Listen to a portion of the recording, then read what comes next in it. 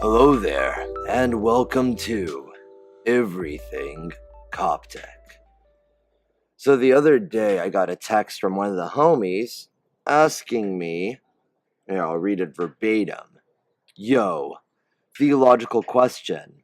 I probably asked this before, says my friend. Christ received the Spirit after baptism. How was he not already filled, since he is born of the Spirit and of Virgin Mary? Okay, so I dig this question because it's a theological question, and I think it's important for us because this is a question that the Alexandrian fathers answered, specifically Saint Athanasius and Saint Cyril of Alexandria. So it's an issue near and dear to them. Why? Because this question has a lot to do, on the one hand, with the divinity of Christ, and on the other hand, the humanity of Christ. And those are two issues that both St. Athanasius and St. Cyril of Alexandria addressed. On the one hand, St. Athanasius is trying to argue against the Arians, who say that there was a time when the Son was not, and he's going to try to prove that Christ is always divine. Whereas St. Cyril is now going to argue against the heresy of Christotokos, which is pretty much saying that Virgin Mary is the bearer of Christ, not the bearer of God. Therefore, Christ is a mere man. Pretty much Nestorius trying to get around this whole anthropotokos, which is the bearer of a man, and Christotokos, bearer of Christ, and Theotokos, bearer of God.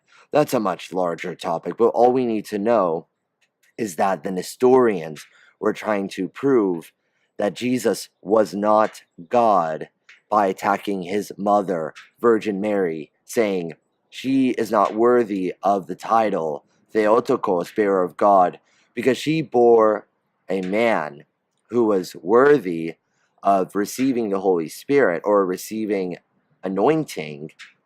And this is merely Christotokos, because the word Christ means anointed one. The word Christ means anointed one. So going back to his question, Christ received the Spirit after baptism. And so far, the Nestorians would be pretty happy with that, wouldn't they? That this man, Christ, received the Holy Spirit. And even perhaps the Arians or others may believe that this may be the moment that Christ is divinized. This is the moment that he becomes a god. And it purports their theory that he is not God from the beginning. And of course, we are Alexandrian. We have simple, clear thoughts. And this is what makes us orthodox. Orthodoxy meaning straightforward. And we have to think about our straightforward thoughts. St. Athanasius answers the very obvious question that we should have been asking from the beginning. Okay, great. So Christ was baptized in the flesh. Why did he take flesh in the first place? And this harkens back to the divine dilemma, in which Christ took flesh so that he as God may die. Now God cannot die because God is spirit. He required human flesh, a human body. He came to take our nature. He came to take what is ours and to give us that which is his, so that we may be partakers of the divine nature, that through his nature we may be blessed, our nature may be restored, the image of God within mankind may be recreated or may be returned to its original estate. So Christ takes this flesh for the purpose of recreating mankind, of redeeming mankind. And this becomes his entire work of the economy, or economeia, where he will take this flesh through circumcision, through purification, through baptism, through suffering, through the cross, through death, through resurrection, and he will present this glorified body to his Father. Now, did Christ receive the Holy Spirit at the time of baptism? I say, yes, he did. But does that mean that Christ was divided? No. St. Athanasius also says very clearly that this is the paradox of Christ. That although he is present around us and with us, He is before us, teaching and doing many works.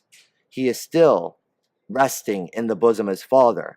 His mind is still directing the whole entire world, the whole universe.